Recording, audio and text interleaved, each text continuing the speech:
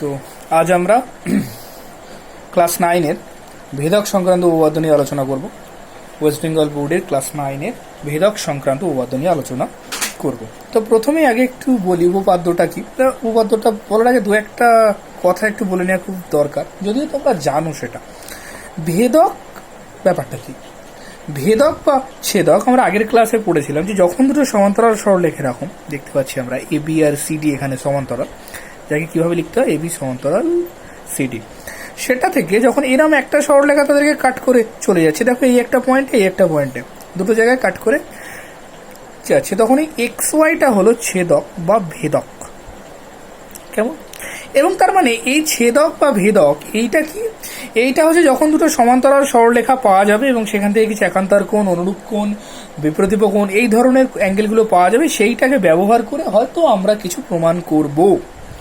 সেই এটাই এখানে, বা হয়তো এই সমান্তরাল এই ছেদকের সাহায্যে আমরা এই দুটো সরলরেখা সমান্তরাল এরকমও কিছু প্রমাণ করব, তার ফলে হয়তো সামান্তরিক আসবে। এই ধরনের কিছু প্রমাণ আমাদের যাতে উপপাদ্যে কাজে লাগাতে পারি সেইটার জন্যই ভেদক।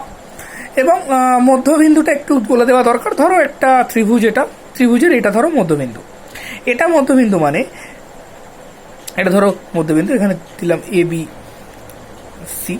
তাহলে এখানে যদি আমি অ্যাড করি, এখানে একটা ডি বিন্দু দিই, তাহলে এখানে কিন্তু বিডি ইকুয়াল টু সিডি। বা ধরো এটা একটা মধ্যবিন্দু, এটা একটা মধ্যবিন্দু আমি যদি বলি, এখানে যদি ই দিই, তাহলে এই পুরোটা মানে এ বি পুরোটা ভাগ হয়ে গেল এ ইকুয়াল টু বি, এইভাবে। তো এটুকুই আপাতত মধ্যবিন্দুর সেন্স। এবার চলো আমরা মেন উপপাদ্যে আসি। ফার্স্ট উপপাদ্যটা বলছে কোনো ত্রিভুজের দুটি বাহুর মধ্যবিন্দুর দ্বয়ের সংযোজক রেখা। তার মানে কোনো একটা ত্রিভুজ আঁকো, আঁকাটা একটু ফলো করবে তোমরা। কোনো একটা ত্রিভুজ আঁকলাম, তার দুটো ক্ষেত্রে মধ্যবিন্দু নিলাম, এখানে একটা এখানে একটা। তাহলে এই মধ্যবিন্দু নিয়েছি, এবার মধ্যবিন্দু দ্বয়, এই যে এদের আমি মধ্যবিন্দু দুটোকে আমি যোগ করে দিয়েছি, তাহলে এটা কি পেলাম? মধ্যবিন্দু দ্বয়ের সংযোজক রেখাংশ। তাহলে ফার্স্ট লাইনটা আমার আরেকবার পড়ি, কোনো ত্রিভুজের দুটি বাহুর মধ্যবিন্দু দ্বয়ের সংযোজক রেখাংশ। এখানে আমরা নাম দিই, দেখো ওপরের বইয়ের মতো করেই আমি নাম দিচ্ছি যাতে তোমাদের বুঝতে সুবিধা হয়।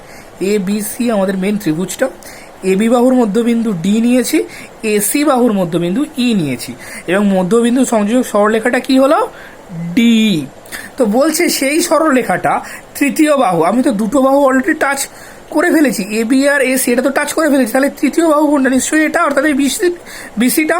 তাহলে বলছে যে সংযোজক রেখাংশ তৃতীয় বাহুর সমান্তরাল অর্ধেক, অর্থাৎ ডিটা তৃতীয় বাহুর সমান্তরাল। ফার্স্টে ডি সমান্তরাল বিসি, এটা একটা প্রমাণ করতে হবে, এবং অর্ধেক অর্থাৎ D equal to half of BC. এই হচ্ছে আমাদের মেন দুটো জিনিস প্রমাণ করতে হবে। ঠিক আছে, তো চলো আমরা স্টার্ট করি প্রমাণটা। তো প্রমাণটা স্টার্ট করার আগে আমি এই আঁকা থেকে যেহেতু প্রমাণ করছি, আমাকে একটা অঙ্কন করতে হবে। তো অঙ্কনে আমি ফার্স্টে কি কাজ করছি, এই নয় এসি এর সমান্তরাল করে বি বিন্দু থেকে একটা সমান্তরাল সরলরেখা আঁকছি, এবং এখান থেকে যে ইডি, হ্যাঁ ইডি, এটাকে বাড়াচ্ছি।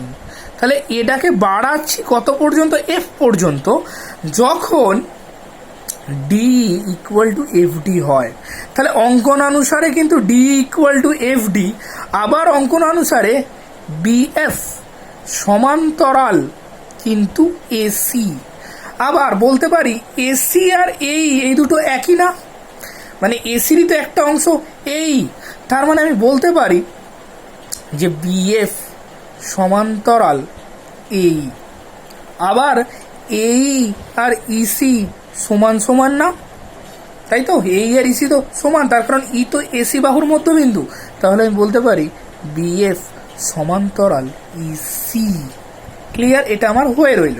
ওকে, এবার আমরা অন্য একটা দিকে যাই। দেখো এখানে উপরে একটা ত্রিভুজ আছে, অর্থাৎ আমি ত্রিভুজের সেন্সটা একটু উপরে আঁকছি। এখানে একটা ত্রিভুজ এইভাবে হয়ে আছে, এখানে একটা ত্রিভুজ এইভাবে হয়ে আছে। কেমন? তাহলে এই যে দুটো ত্রিভুজ হয়ে আছে দেখতে পাচ্ছ, ওকে।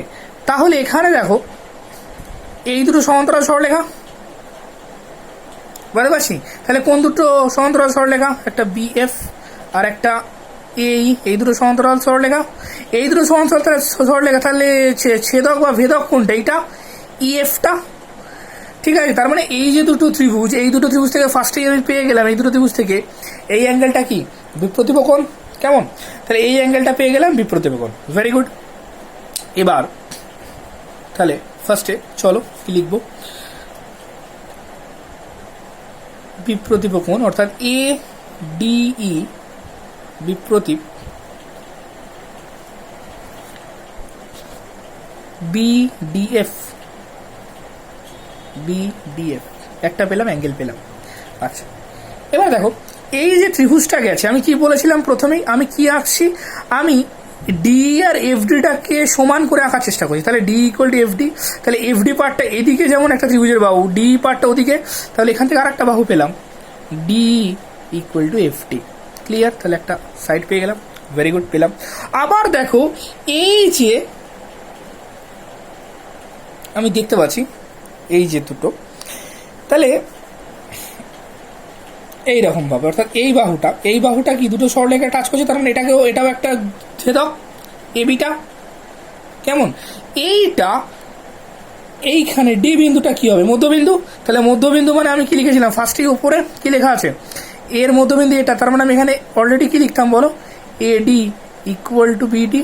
তাহলে AD equal to BD, AB পার্টটা ওদিকে পড়লো, বিডি পার্টটা এদিকে পড়লো, তাহলে এবি ইকুয়াল টু বিডি, এটাও একটা সাইড। তাহলে দেখো সাইড অ্যাঙ্গেল সাইড এই তিনটে যখন পেলাম, তাহলে এখান থেকে আমি বলতে পারি যে ত্রিভুজ ওপরের ত্রিভুজটা অর্থাৎ এ বিই তোমার সর্বসম বিডিএফ। এবার এই যেহেতু সর্বসমতাটা পেয়ে গেলাম, ভালো করে দেখো, এই যেহেতু সর্বসমতাটা পেয়ে গেলাম, তাহলে এখান থেকে আমি বলতে পারি না বিএফ এটা এদিকের বাহু আর এই এটা ওদিকের বাহু, এই দুটো সমান। কিন্তু তাহলে এখান থেকে আমি যেটা পেলাম সেটা হচ্ছে অনুস্বীকার্য যেটা পেলাম সেটা হচ্ছে এই ইকুয়াল টু বিএফ, যেটা কি বলো সর্বসম ত্রিভুজের অনুরূপ বাহু। এবার দেখো আমি কিন্তু অলরেডি এটা পেয়েছিলাম বিএফ সমান্তরাল ইসি, আবার আমি এটা পেলাম এই ইকুয়াল টু বিএফ। আচ্ছা এই মানে আবার ইসি না, এই আর ইসি এটা তো সমান সমান, তাহলে এখানে আমি লিখতে পারি না ইসি ইকুয়াল টু বিএফ। ওকে, তাহলে ইসি ইকুয়াল টু বিএফ, তাহলে ইসি সমান্তরাল বিএফ পেলাম, ইসি ইকুয়াল টু বিএফ পেলাম। তাহলে যখনই এরকম পেলাম, তাহলে আমি কি কোনো একটা সামান্তরিকের কোনো একটা চতুর্ভুজে যখন এক জোড়া বাহু যখন সমান ও সমান্তরাল হয়, এটা আমরা সামান্তরিকে পড়েছিলাম, তখন কি সেটা সামান্তরিক। তাহলে সামান্তরিক যখন হয়েছেই, তাহলে এই যে পুরোটা, এই যেখান থেকে আমার পেনটা যাচ্ছে দেখো, তাহলে এটা একটা সামান্তরিক।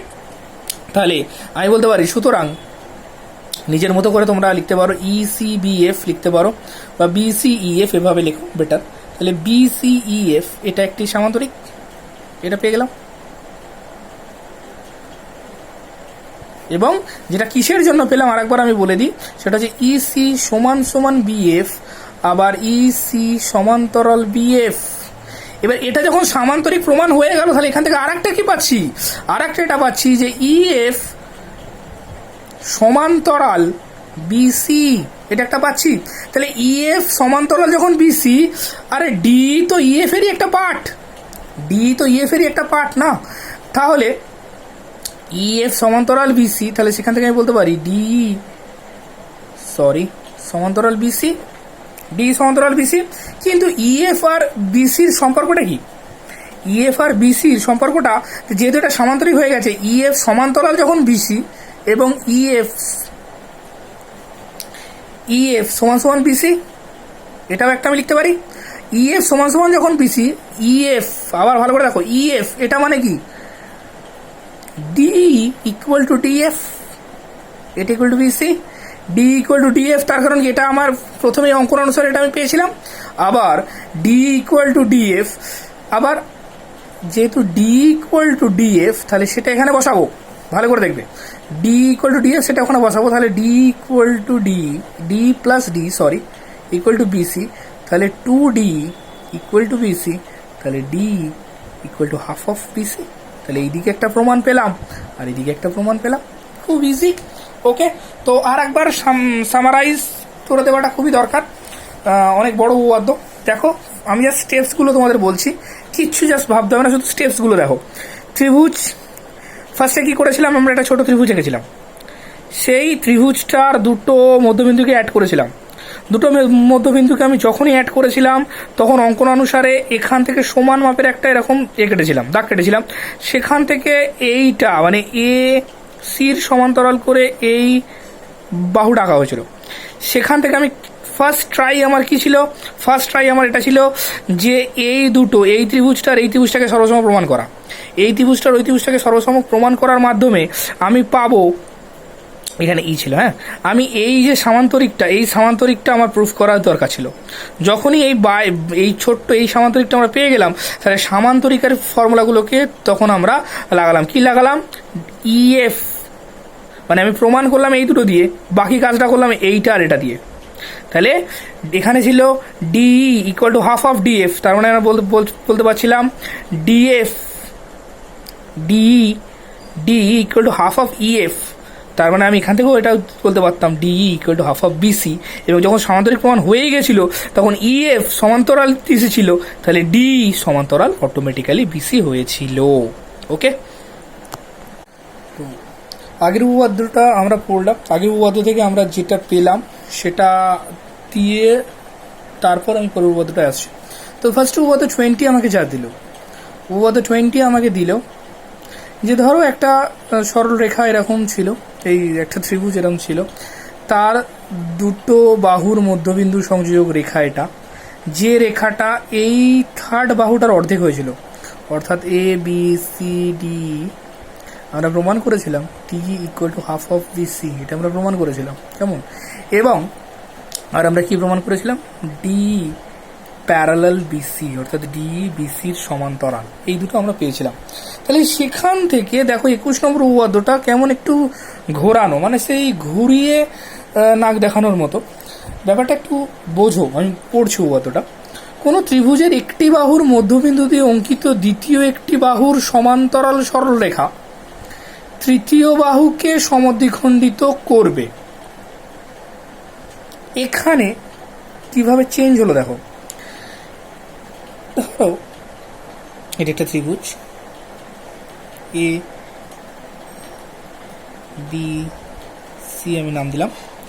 তাহলে এই বাহুটার মধ্যবিন্দু ডি, এখান থেকে একটা সরল রেখা টানবো, সেটা যদি এর সাথে সমান্তরাল হয়, তার মানে সমান্তরাল হয়টা বলে দেওয়া, কিন্তু এখানে আগের উপপাদ্যে সেটা প্রমাণ করতে হচ্ছিল। তাহলে আগের উপপাদ্যে যেটা প্রমাণ করতে হলো, এই উপপাদ্যে সেটা বলে দেওয়া। তাহলে এই উপপাদ্যে কিন্তু বলে দেওয়াই আছে যে এখান থেকে এই যে সরলরেখাটা, সাপোজ ধর এখানে ই বিন্দুতে ছেদ করলো, ছেদ করার ফলে এখানে ডি যেটা পেলাম, এই ডিটা কিন্তু প্যারালাল বিসি, এটা বলে দেওয়া। এবং বলছে তাদের এই যে সরলরেখাটা চলছে, এই যে ডি সরলরেখাটা, এখানে আবার চলে আসো, সমদ্বিখণ্ডিত করবে, এটা একটা আমরা পেলাম। তাহলে সমদ্বিখণ্ডিত করবে এটা প্রমাণ করতে হবে, সমদ্বিখণ্ডিত করবে যখনই প্রমাণ করতে হবে তখনই প্রমাণটা করতে হবে এখানে যে ই হচ্ছে এসি এর মধ্যবিন্দু। আগেরটাই কিন্তু বলে দেওয়া ছিল, অর্থাৎ আগেরটা থেকে আমি স্টার্টিংয়েই লিখছিলাম ই এ ইকুয়াল টু ইসি, এটা স্টার্টিংয়েই লিখছিলাম, কিন্তু এখানে সেটা প্রমাণ করতে হবে যে ইটা এসি এর মধ্যবিন্দু। তাহলে এখানে প্রমাণ করতে হওয়ার মধ্যে প্রথম যেটা, মানে নিড টু প্রুফ, যেটা প্রমাণ করতে হবে মধ্যে ফার্স্টেই এই ইকুয়াল টু ইসি, এটা প্রমাণ করতে হবে, এটা 1 নম্বর প্রমাণ। এবং বলছে পরের পার্টটা একই, পরের পার্টটা একই মানে হচ্ছে এই যে সমান্তরাল সরলরেখাটা একে গিয়ে হিট করলো এবং এই ইকুয়াল টু ইসি হবে। তার সাথে সাথে তারা এটা বলছে যে এই সমান্তরাল সরলরেখাটা মানে হাফ, যে একটা আমরা প্রমাণ করেছিলাম, এখানে ওই একইভাবে ওই প্রমাণটা থাকছে, এবং দেখাতে বলছে যে সমান্তরাল সরলরেখাটা হাফ অফ বিসি। তাহলে মিল একটাই, যে আগের উপপাদ্য যেমন D equal to half of BC প্রমাণ করতে বলেছিল, এই উপপাদ্য হাফ অফ বিসি প্রমাণ করতে বলছে, এটা একটা মিল। অমিল কোনটা, অমিল হচ্ছে ডি, এখানে আগে থেকে বলে দেওয়া ছিল যে ইটা এসি এর মধ্যবিন্দু, এখানে প্রমাণ করতে হবে ইটা এসি এর মধ্যবিন্দু। এই হচ্ছে একটা স্লাইড ডিফারেন্স। তো চলো আমরা শুরু করি আমাদের উপপাদ্যটা। তো ছবিটা আমি আবারও আঁকবো, ছবি একই, জাস্ট কনফিগারেশন অনুযায়ী ঘোরানোটা একটু আলাদা। ত্রিভুজ এ বি সি, ওকে, সব কিছু এখানে এক। তো তার ফলে তুমি অঙ্কনটা আগে করেই নিতে পারো। এটাকে এ করলাম ডি, এখানে ছেদ করলো ই বিন্দুতে, তো এই এসির সমান্তরাল করে এই সরলরেখাটা আঁকলাম, এটা এফ, এবং যেখানে D equal to F D, একদম নর্মাল একই আগের মতো পুরো। তো তার মানে আমাকে আগে আর একবার লিখে নিতে হবে, প্রমাণ করতে হবে যেটা সেটা হচ্ছে এই ইকুয়াল টু সি বা ইসি, এবং তোমার D equal to half of BC, এটাও তো প্রমাণ করতে হবে। তাহলে এখানে ধরা যাকে কি আমরা বলবো, ধরা যাক যেটা ইন্ট্রোডাক্টরি লাইন, সেখানে আমি বলবো যে এ বি সি এর এবি বাহুর মধ্যবিন্দু ডি, সেই ডি দিয়ে অঙ্কিত যা বিসি এর সমান্তরাল, মানে এবি এর মধ্যবিন্দু ডি দিয়ে অঙ্কিত রেখা, এবি দিয়ে অঙ্কিত ডি যা বিসি এর সমান্তরাল এবং ই বিন্দুতে ছেদ করে, একটু হয়ে গেল, কনজেস্টেড হয়ে গেল, ঠিক আছে। তাহলে আমরা ধরা যাক কি বললাম, যে এবি বাহুর মধ্যবিন্দু ডি থেকে একটা সরলরেখা টানা হলো, যেটা ডি অর্থাৎ ই বিন্দুতে এটাকে ছেদ করেছে, এবং ডি প্যারালাল বিসি, এটা থেকে আমি শুরু করছি। ওকে, তাহলে একইভাবে আমি প্রমাণে থাকবো মানে হচ্ছে আমি প্রথমে দেখবো এডি এই ত্রিভুজটা এবং বিডিএফ এই ত্রিভুজটা, তাহলে একইভাবে সেই সর্বসম অর্থাৎ ত্রিভুজ এডি এই পার্টটা ও ত্রিভুজ বিডিএফ এই পার্টটা একই রকমভাবে সর্বসম, অর্থাৎ সাইডে বলো এডি ইকুয়াল টু বিডি, দেখে নাও এডি ইকুয়াল টু বিডি একইভাবে প্রমাণ, সাইড দুটো বিপ্রতীপ কোণ অর্থাৎ এডিই এবং ডি এবং বিডিএফ, তাহলে এরা ভার্টিক্যালি অপোজিট অর্থাৎ বিপ্রতীপ কোণ, এটা বিপ্রতীপ, তাহলে একটা অ্যাঙ্গেল। ওকে, তো আর একটা কী পাবো বলো, আর একটা এই যে D equal to F D, এভাবেই প্রমাণ করা হয়েছে, তাই তো। তাহলে পেয়ে গেলাম DE equal to F D, এটা অঙ্কনানুসারে তোমরা লিখতে পারো, অঙ্কনানুসারে।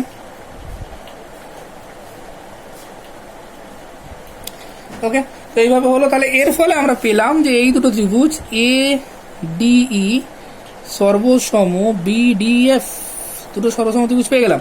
একই সর্বসম যখনই পেয়ে গেলাম, তাহলে কি শুরু করলাম, যখনই সর্বসম পেলাম, এখানে দেখো ভালো করে, এই আর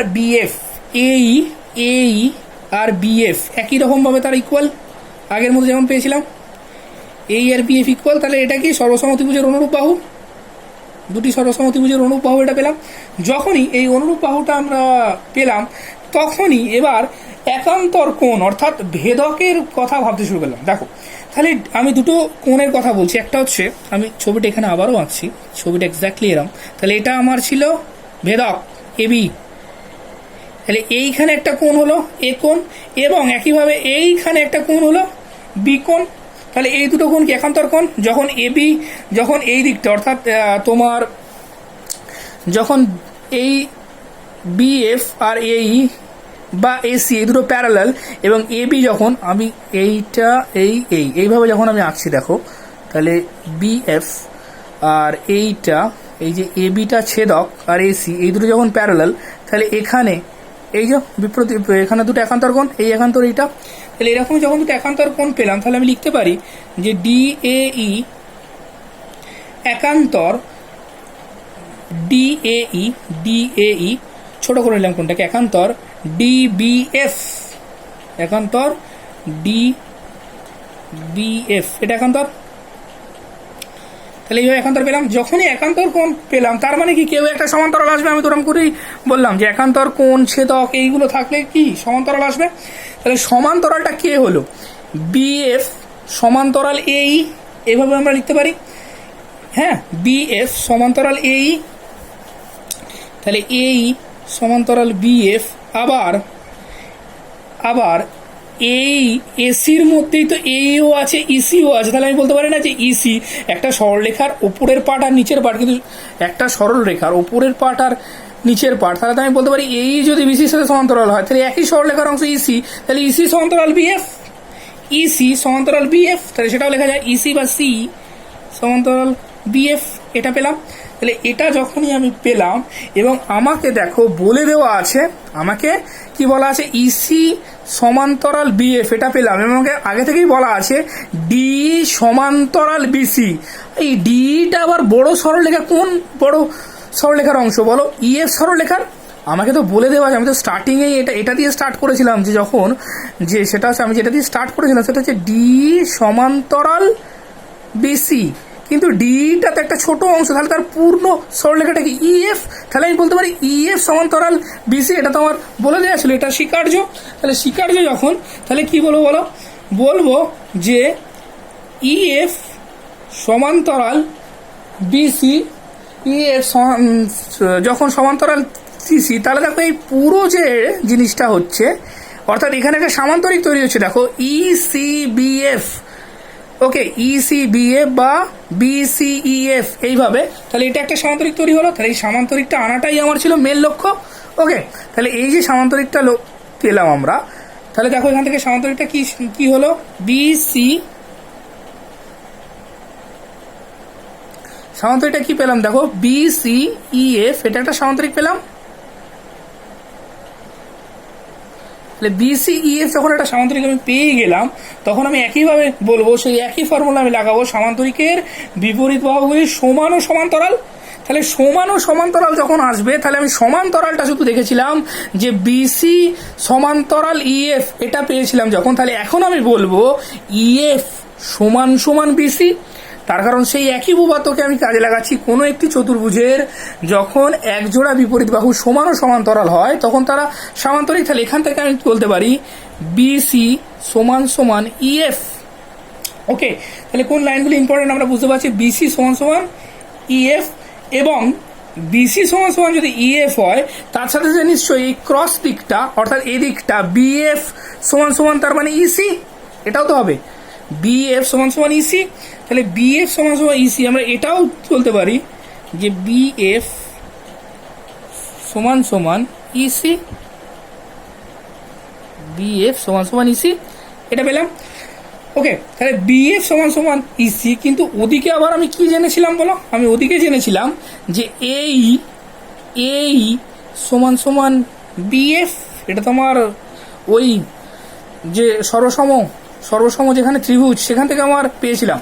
তাহলে এবার একটু আরেকবার ছবিটা দরকার, বারবার ছবি এঁকে যখন তোমরা বাড়িতে প্র্যাকটিস করবে, ছবি এঁকে বারবার প্র্যাকটিস করবে, নাহলে বুঝতে অসুবিধা হবে। তাহলে এ বি সি, এখানটা ছিল ডি ই এফ, এই ছিল মেন। তাহলে আমি ত্রিভুজের যখন সর্বসমতা প্রমাণ করলাম সেখান থেকে পেয়েছিলাম এ ইকুয়াল টু বিএফ। ওকে, আগের লাইনে যেটা এ ইকুয়াল টু বিএফ, আগের লাইনে পেলাম আবার ভালো করে দেখো বিএফ ইকুয়াল টু সিই সামান্তরিকের প্রমাণ থেকে। তাহলে আমি বলতে পারি না এ ইকুয়াল টু ইসি, হয়ে গেল প্রমাণ, ফার্স্ট প্রমাণ এটা, এ ইকুয়াল টু ইসি, একটা প্রমাণ কমপ্লিট। তাহলে একটা প্রমাণ যখন কমপ্লিট হলো তখন আবার বিসিতে চলে যাও, বিসি ইকুয়াল টু ইএফ। তাহলে বিসি যখন ইএফ, তাহলে ইএফ এর আবার তো ভাগ আছে মানে কি, ইএফ কে আমি কি লিখতে পারি, ডি প্লাস এই যে ডি প্লাস ডিএফ, লেখো ডি প্লাস ডিএফ। আবার ডি প্লাস ডিএফ যেমন লিখলাম, কিন্তু অঙ্কন অনুসারে আমার কি ছিল, ডি ইকুয়াল টু ডিএফ, তার মানে ডিএফ এর জায়গায় আমি ডি বসাতে পারি। তাহলে এই জায়গাতেও আমি ডি বসিয়ে দিলাম, এখানে তো ডি রয়েছে, তাহলে 2D যেটা ইকুয়াল টু বিসি, আমাদের কিন্তু পরের প্রমাণটা চলে আসছে, D equal to half of BC, আমাদের প্রুফ। এইভাবে হচ্ছে দুটো উপপাদ্য একে অপরের মোটামুটি একটু আলাদা, ওকে, একে অপরের অ্যাপ্লিকেশন বলতে পারো।